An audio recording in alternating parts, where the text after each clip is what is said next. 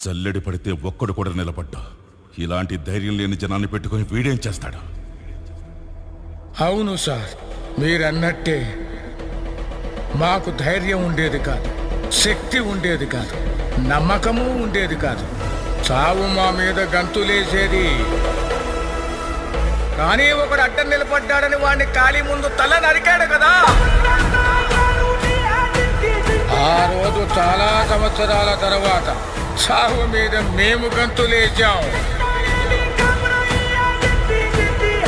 వాడు కత్తి విసిరిన వేగానికి ఒక గాలి పుట్టింది సార్. ఆ గాలి నరాతీలో ఉన్న ప్రతి ఒక్కడికి ఊపిరిచ్చింది. మీకొక సలహా ఇస్తాను, మీరు మాత్రం అతనికి అడ్డు నిలబడకండి సార్.